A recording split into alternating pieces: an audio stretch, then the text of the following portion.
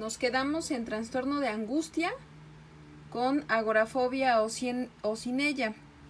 Acuérdense que el trastorno de angustia puede ser con agorafobia. La agorafobia, recuerdan que es el miedo a los lugares abiertos, ¿sí? O incluso veíamos, bueno, para poder diagnosticar, tienen miedo para subirse al transporte público, para salir de casa, incluso hasta para ir a la tienda, ¿no? Entonces tiene que ver con esta necesidad de estar en un lugar de protección, y su lugar de protección será sobre todo su casa.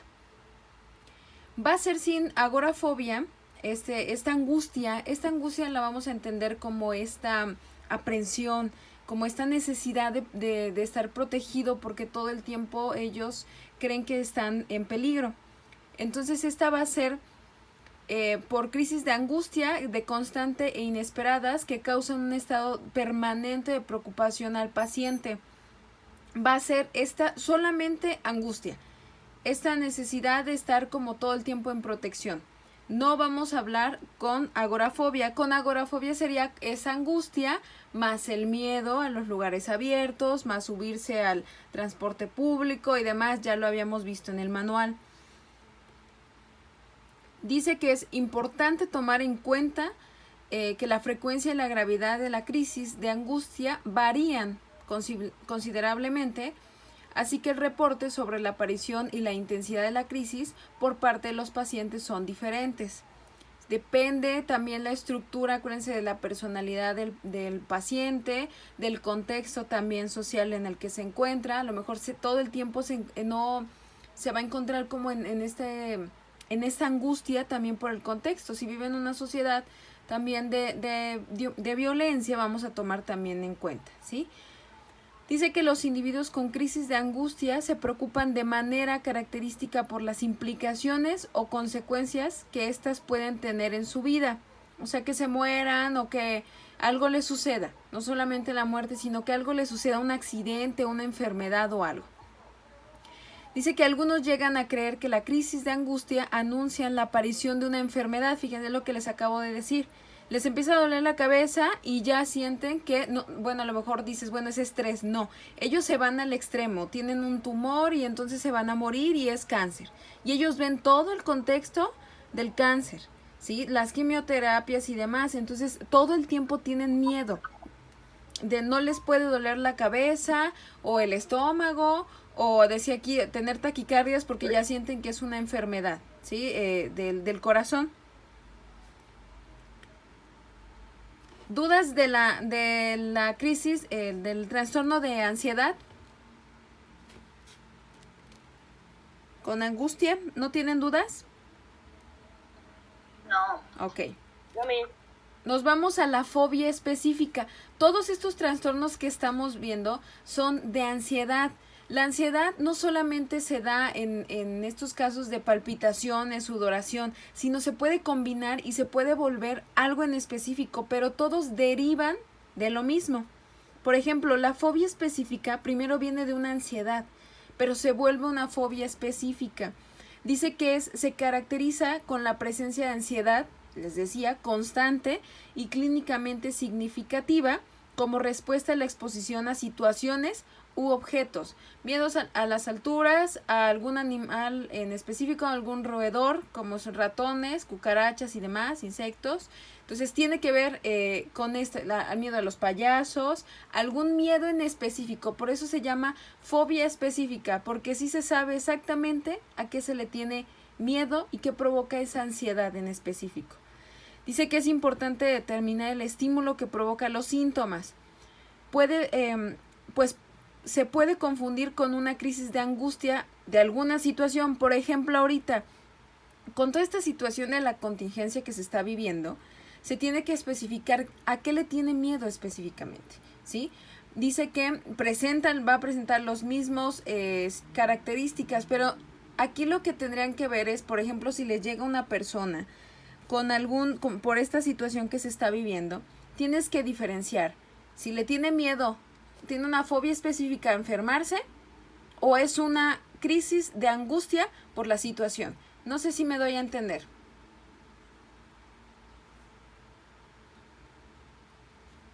¿Sí? Sí, está. O sea que puede haber similitudes, pero no es lo mismo. Ajá, exacto. Una cosa puede ser crisis de angustia porque no se sabe, por ejemplo, ahorita qué va a pasar. Ni económicamente, ni socialmente, ni en la salud, no se sabe.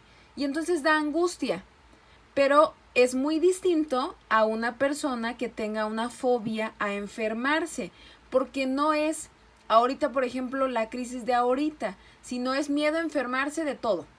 El estómago, la cabeza, todo. Ahorita sería una enfermedad en específica que es el coronavirus, pero él constantemente, pues se puede acabar ahorita el coronavirus, pero él aún así sigue teniendo miedo a enfermarse de cualquier cosa. Y en cambio la crisis de angustia, te puede llegar una persona con crisis de angustia por la contingencia, pero va a ser específica. Una vez que se termine, se va a terminar la angustia. ¿Sí? Sí. Ok. Entonces, básicamente lo que está diciendo es que unas personas pueden ponerse con ansiedad por miedo a enfermarse y otras porque no pueden tener el control de lo que vaya a pasar. Exactamente. Una sería angustia y la otra sería una fobia. ¿Sí? Ah, ok. O sea, la crisis de angustia vendría por no saber qué va a suceder con esta situación que estamos viviendo hoy en día. Y la fobia sería la enfermedad, cualquier enfermedad. Ajá. ¿Sí? Pero es el hecho de enfermarse. Nos vamos a la siguiente, dice que es, el paciente va a experimentar un temor marcado y persistente, y ahí vienen algunas imágenes que son las más comunes, que es a las inyecciones, a los truenos, a las enfermedades, a cucarachas, a cualquier, son las más comunes que vamos a encontrar, a las alturas, pero son específicas porque se sabe, es una sola cosa la que le provoca esa fobia. Ahora, es fobia. Primero es miedo y luego se convierte en fobia. ¿Sí identifican como la diferencia entre tener miedo a tener una fobia? ¿Quién me puede decir la diferencia? Pues supongo que un ejemplo, miedo es, por ejemplo, que te da miedo un perro, pero como que lo toleras. Ajá. Y sin embargo, una fobia es como que algo insoportable, ya Exacto. No lo toleras ni ver ni nada por el estilo. Sí, exactamente. Entonces ya no eres funcional. El perro a lo mejor lo ves porque no conoces, no te gustan los perros, pero ese que estás viendo se ve grande y sientes que te va a morder. Pero es, como dices tú, se tolera. Y en cambio la fobia es algo que ya no te hace ser funcional. No puedes salir si está un perro, te quedas en tu casa, te puedes quedar todo el día si el perro está afuera. Y entonces ahí es donde viene la diferencia, ¿sí? Dice que puede ser a un objeto, a una situación en específico, o bien cuando anticipa su aparición, siente que de repente ve que se está nublando y dice, ya seguro van a empezar los truenos, y anticipa lo que va a llegar y ya provoca, ¿no?, una crisis de ansiedad. Por lo tanto, la razón del miedo puede ser la misma anticipación a la aparición del peligro o daño inherente al objeto o situación, que es lo que les acabo de decir del ejemplo. Dice que las fobias específicas también pueden hacer referencia a la posibilidad de perder el control, ¿sí? Por ejemplo, que le tenga miedo al público y de repente no puede y se desmaya. Sí, ya vieron, no sé si ya vieron a a Jung, ¿ya lo vieron?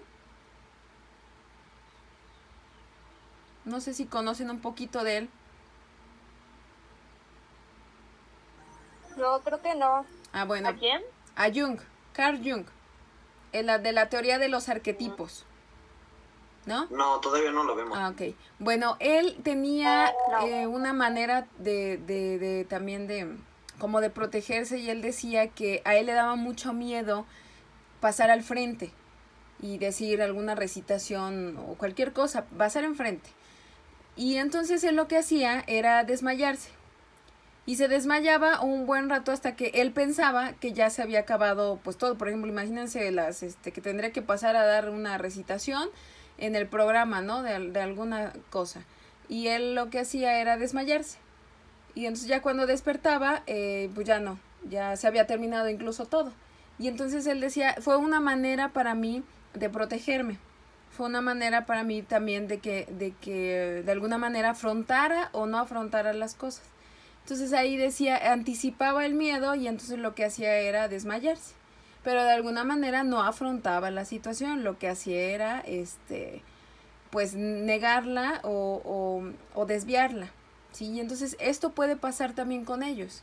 No sufren de ninguna enfermedad física, pero sin en cambio se desmayan, se les va el aire, se marean, porque efectivamente es tanta la ansiedad a esa fobia que pues puede provocar, y eso ya lo hace no ser funcional, ¿sí?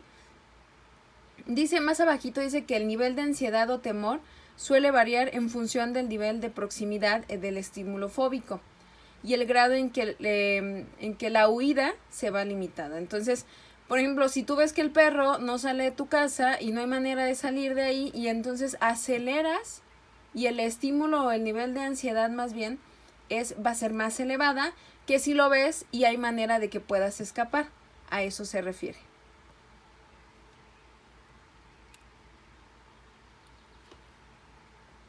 Aquí dice que estas fobias inician en la niñez, pero se desarrollan, ¿no? O se van alargando durante la adultez. Dice que padece este trastorno puede reconocer que la fobia es excesiva o irracional, es lo que decía hace rato Lizzy, donde decía, es algo intolerable, el miedo es normal, es una función normal del ser humano, pero la fobia ya no. Entonces, en los subtipos que describe el DSM-4 se encuentra la siguiente. Hay tipo animal, el miedo hace referencia a los animales o insectos, ¿sí? Cualquiera que sea. Este tipo suele iniciarse en la infancia. La mayoría de los niños le tienen miedo a los insectos, a la oscuridad, a los truenos, ¿sí? Dice tipo ambiental, que tiene que ver con las situaciones de la naturaleza, como son la lluvia, los truenos, algún temblor, terremoto y demás, ¿no? Tiene que ver. Tipo a la sangre o a las inyecciones, esta también es muy común.